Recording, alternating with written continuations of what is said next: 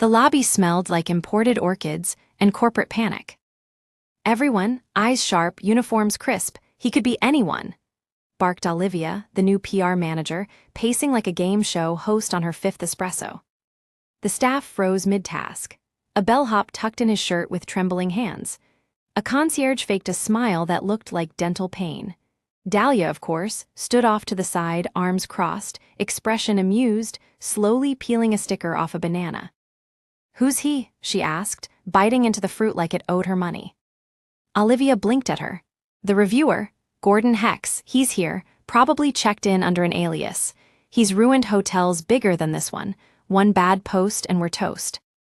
Dahlia chewed. "Toast sounds good, you want some?" "Can you take this seriously, please?" "Oh, I am," Dahlia said. "I even wore my sarcasm-resistant socks today." Olivia groaned and spun back to the team. "From now until we ID him, assume every guest is him. That means no mistakes, no weird smells, no bad coffee. No, whatever it is you do," she added, glancing back at Dahlia. Dahlia raised her hand like a bored student. "Question: if every guest is him, does that mean they all get upgrades, bottled water, and emotional support llamas?" Olivia ignored her. The truth was, Dahlia had already noticed something odd. A man in room 1313 who wore $40 shoes but left $100 tips, requested a humidifier and raw almonds, and asked too many polite questions about linen thread counts. She also knew exactly what kind of toothpaste he used, which minibar item he hadn't touched, and what time he flushed the toilet, because Dahlia Quinn didn't just clean rooms. She read them like diaries. But she didn't say any of this. Instead, she leaned against the front desk, watching the PR team unravel into a frenzy of clipboard flipping and hushed accusations. "Y'all ever think maybe this reviewer's not here to destroy us?" she asked nobody in particular. "Maybe he just wants peace, quiet, and a clean toilet that doesn't judge him." No one laughed. Dahlia shrugged, tough crowd. Then she walked off with her mop and bucket, humming a pop song like it was a battle hymn. By sunrise, the hotel had declared an unofficial state of emergency. There were hushed briefings in linen closets, espresso shots lined up like dominoes at the staff cafe, and a mysterious email from corporate titled Emergency Image Containment. Hex protocol that no one could open without crashing the printer.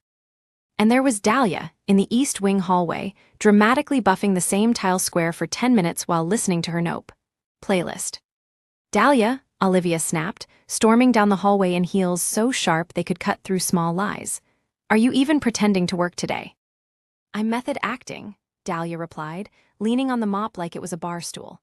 "My character's a disgruntled janitor who's been unappreciated since 7. Olivia pinched her brow. "We have a system now, a panic protocol. I need you to follow it." "Tell me more," Dahlia said, spinning the mop like a lazy baton. "What kind of nonsense is it today?" Olivia handed her a laminated sheet titled Protocol Hex, 7 Steps to Prevent a PR Meltdown. Dahlia read it aloud. "Step 1, smile with your eyes. Step 2, replace all air fresheners with anxious lavender. Step 3, guests are never wrong, even when they are. Step 4, no sudden movements. Step 5, if you break it, apologize in 3 languages. Step 6, use the word curated at least once per conversation. Step 7, see Step 1. She lowered the sheet slowly. "This feels like it was written by a yogurt commercial." "It's from corporate," Olivia said, as if that settled the matter. Dahlia sighed and tapped her mop handle twice against the wall. Somewhere down the hallway, someone adjusted a thermostat. "Listen, I don't mean to step on your high heels," she said, "but this guy isn't looking for curated smiles and fake lavender. He wants truth, and maybe a working ice machine." "You don't know what he wants." "I know what his pillow smells like, that count." Olivia blinked. "You're making that up." "I'm making your job easier. You're welcome." Later that morning, Dahlia stopped by room 1313. She didn't knock. She didn't need to. The guest wasn't inside. She entered, gloved up, and took exactly 6 seconds to spot the planted decoy. A designer watch left on the side table, shiny, expensive, and totally untouched. Next to it, a crumpled note that read, "The real things are always quietest." Dahlia smirked. She loved a guest with flair. She walked out, slowly pushing the mop bucket with her foot like it was a baby stroller, and whispered to herself. Hex isn't here to see perfection, he's here to see who panics. The staff break room was unusually quiet. Someone had turned off the television, usually blaring celebrity divorces and bingo results, and everyone sipped coffee like it was medicine. Dahlia, however, sat in the corner by the vending machine, steeping a stolen sachet of premium green tea in a mug that said, World OKAYSD employee. She watched the room like a cat in a sunbeam, still, patient, mildly entertained. Then came the intern. Her name was June, fresh out of hospitality school, shiny shoes, not a wrinkle on her blazer. She entered like someone had bet her she couldn't survive a day without crying. She spotted Dahlia and hesitated. You lost? Dahlia asked without looking up. No, I heard you know what's going on. I do, that's why I keep it to myself, Dahlia said, gently swirling her tea. Knowing too much makes people twitchy. June sat down anyway, clutching a clipboard like it was a life vest. They said Gordon Hex might already be here, that he's testing us, and if the review's bad. Management combusts, stock drops, everyone gets reassigned to parking lot duty, yeah. I've heard the bedtime story.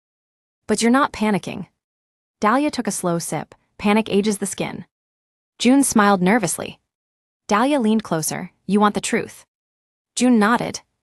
Okay, Dahlia said. I think he's already checked out. June blinked, but they said. Exactly, they said. Dahlia tapped the side of her mug. You want to survive here, you learn two things. 1, coffee here tastes like burnt shoes. And 2, truth doesn't come from meetings. It comes from trash bins and forgotten keycards. June stared. You still think the ghost is in the room, Dahlia added, but I'm telling you, he's already haunting the review page. Back in the hallway, Dahlia spotted Olivia and the night manager whispering in front of room 816. Olivia was holding what looked like a dossier. Is that a guest file or a background check? Dahlia called as she passed. Olivia flinched. We're narrowing it down. It's between Mr. Hammond in 816 and the woman in 1420. Both ordered room service twice and refused maid service. Ah yes, Dahlia said, leaning on her mop again. The ultimate sign of evil, privacy.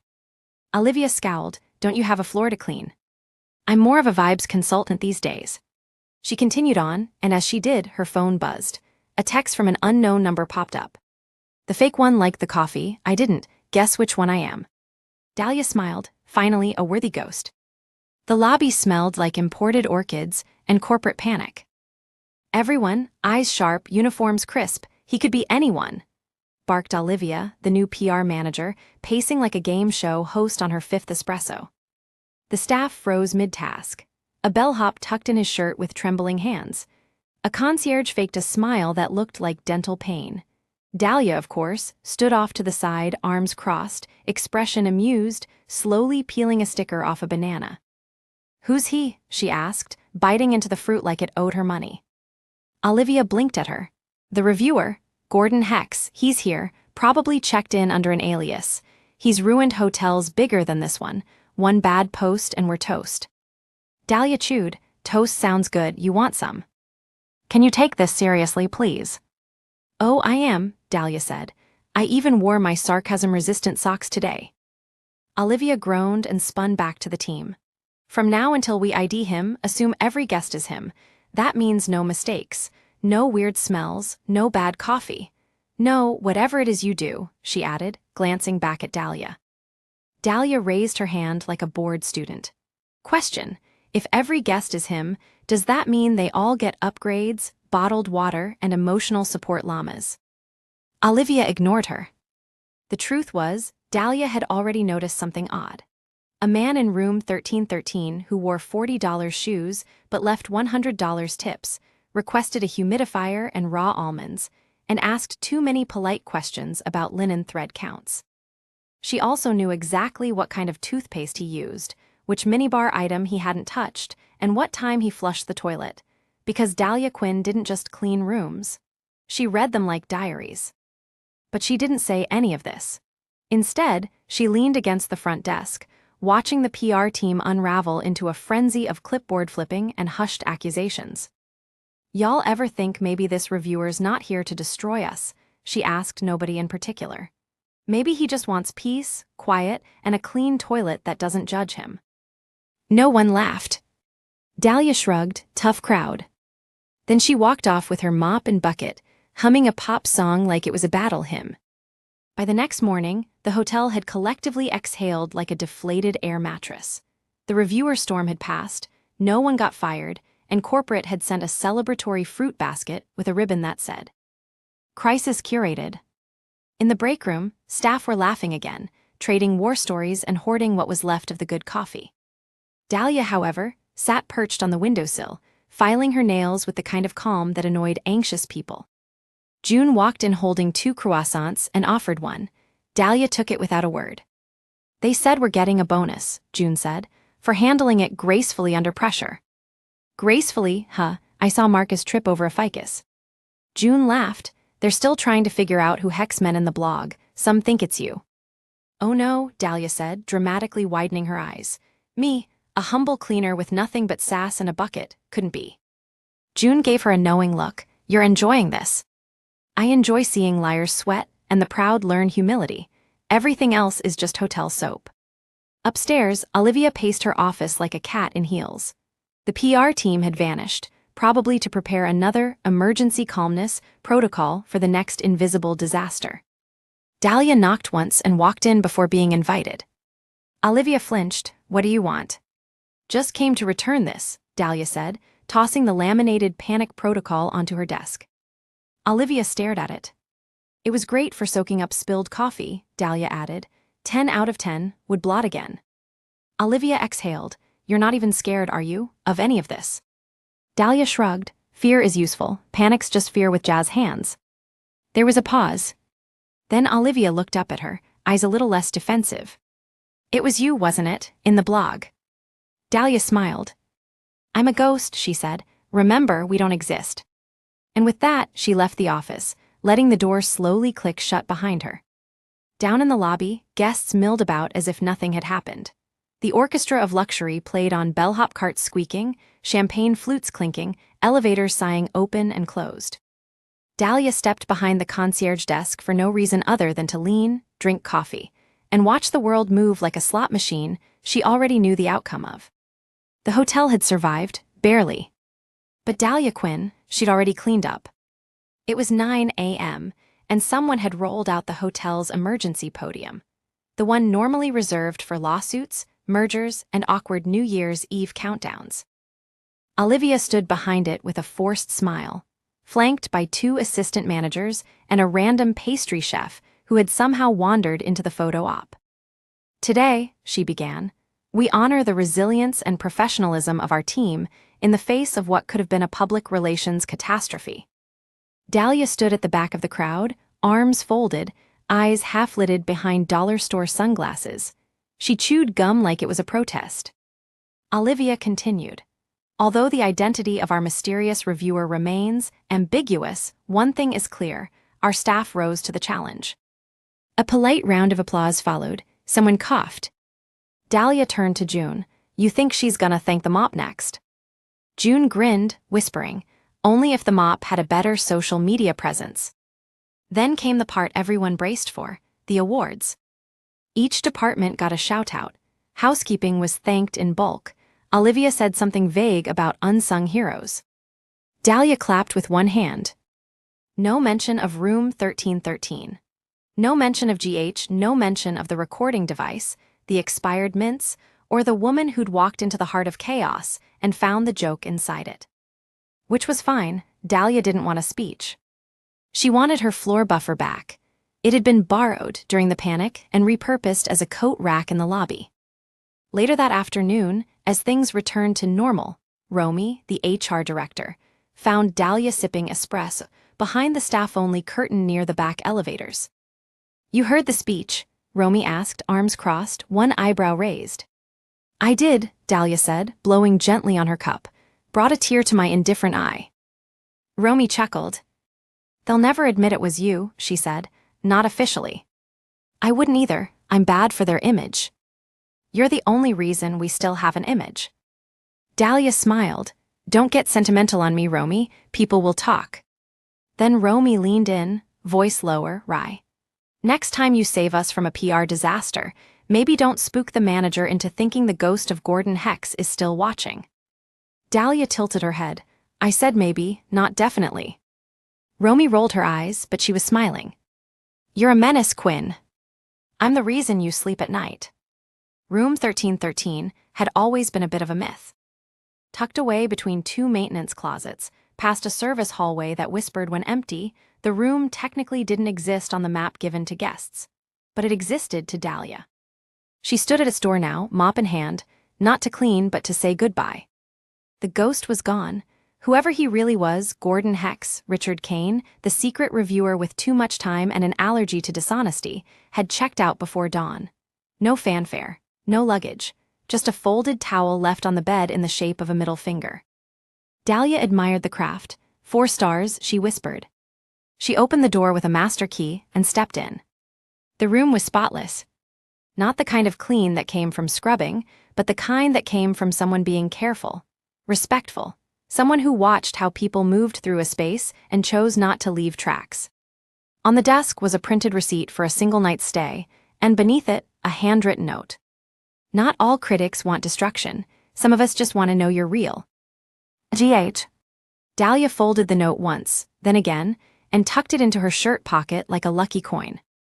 She glanced around one last time, then whispered into the empty room, "You should have let me make the bed. I fold corners like origami." Back downstairs, the lobby bustled with the usual chaos. Guests checking in, losing their keys, complaining about the temperature of room service butter. Dahlia walked through it like it was background noise. She passed Olivia near the front desk, who was mid-argument with a VIP guest about a minibar charge.